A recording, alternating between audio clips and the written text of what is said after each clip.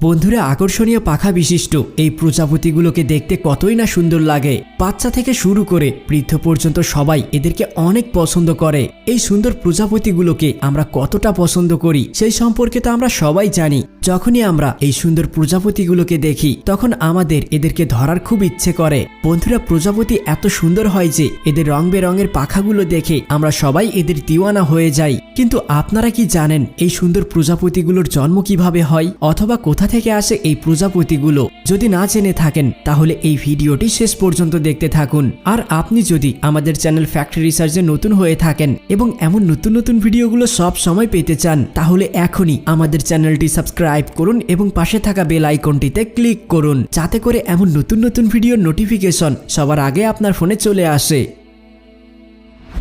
বন্ধুরা, সবার প্রথমে প্রজাপতি গাছের পাতায় তার ডিম পাড়ে। আর এই ডিম যে কোনো রঙের হতে পারে। ডিম দেওয়ার পরে ধীরে ধীরে ডিমের রং পরিবর্তন হতে থাকে, যার অর্থ হলো ডিমের ভিতর লার্ভা তৈরি হতে শুরু হয়েছে। এই সময়ে ডিমের ভিতর হালকা নড়াচড়াও দেখা যায়। আর প্রায় 5 দিন পর এই ডিমের রং কালো হয়ে যায়, যার অর্থ হলো ডিমের ভিতর লার্ভা তৈরি হয়ে গিয়েছে। আর যে কোনো সময় ডিমের খোসা ভেঙে লার্ভা বের হতে পারে। ডিম থেকে বের হওয়ার পর এই লার্ভা সেই ডিমের খোসাকে খেতে শুরু করে। আর ডিমের খোসা খাওয়া শেষ হওয়ার পরেই সে পাতা খাওয়া শুরু করে দেয়। আর এই পাতাগুলোকে খেয়ে এই লার্ভা 10 থেকে 12 দিনের মধ্যে প্রায় 3 সেন্টিমিটার পর্যন্ত লম্বা হয়ে যায়। আর এই সময়ের মধ্যে এই লার্ভাগুলো সাপের মতো করেই নিজের খোলস পাল্টাতে থাকে। আপনাদেরকে জানিয়ে রাখি, এই লার্ভা এই প্রক্রিয়া চলাকালীন সময়ে প্রায় 4 থেকে 5 বার নিজের খোলস বদলায়। আর প্রায় 20 থেকে 25 দিন পর এই লার্ভা পুরোপুরিভাবে বিকশিত হয়ে প্রায় 5 থেকে 6 সেন্টিমিটার পর্যন্ত লম্বা হয়। আপনারা জেনে অবাক হবেন যে খোলস বদলানোর সাথে সাথে এদের রং এবং রূপ বদলাতে থাকে। পুরোপুরিভাবে বিকশিত হওয়ার পর এই লার্ভা পাতা খাওয়া বন্ধ করে দেয় আর নিজেকে প্রজাপতিতে রূপান্তরিত করার জন্য পিউপা তৈরি করতে শুরু করে দেয়।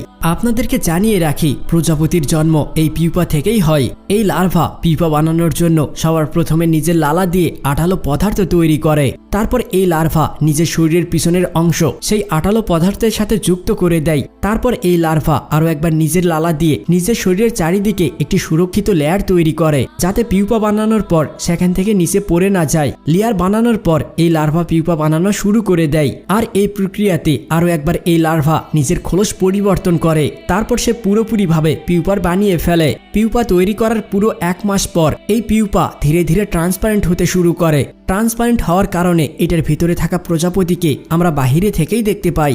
এরপর এইটার ভিতরে ধীরে ধীরে নড়াচড়া শুরু হয়ে যায়, যার পর পিউপার ভিতর থেকে একটি অসাধারণ প্রজাপতি বেরিয়ে আসে। আর এভাবেই একটি সুন্দর প্রজাপতির জন্ম হয়। পিউপা থেকে বের হয়ে আসার পর এই প্রজাপতির পাখাগুলো 1 ঘন্টার মধ্যে বিকশিত হয়ে যায়। তারপর এই প্রজাপতি নিজের নতুন জীবনের নতুন যাত্রার প্রথম উড়ান দেয়। বন্ধুরা, কত কষ্ট করতে হয় একটি প্রজাপতিকে জন্মানোর জন্য, সেই জন্যই তো এরা দেখতে এত সুন্দর হয়।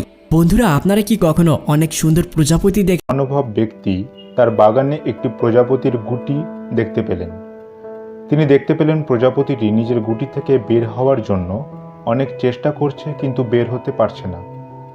সদ্য জন্মানো প্রজাপতিটি অনেক চেষ্টা এবং পরিশ্রম করছে, কিন্তু যে ডিম বা গুটি থেকে সে জন্মাচ্ছিল সেটি থেকে তার শরীরের বাকি অংশ কিছুতেই বের করতে পারছে না। একটা অবস্থায় গিয়ে মনে হচ্ছে হয়তো প্রজাপতিটি আর বের হতেই পারবে না। সে দাপাদাপি করেও থেমে গেছে। এই দৃশ্য দেখে লোকটির অনেক মায়া হলো এবং সে গিয়ে গুটির বাকি অংশটি একটি কাঁচি দিয়ে কেটে প্রজাপতিটিকে বের করে ফেলল। কি মনে হচ্ছে লোকটি প্রজাপতিটির উপকার করেছে, তাই না? আসলে আপাত দৃষ্টিতে এটি উপকার মনে হলেও প্রজাপতিটির সবচেয়ে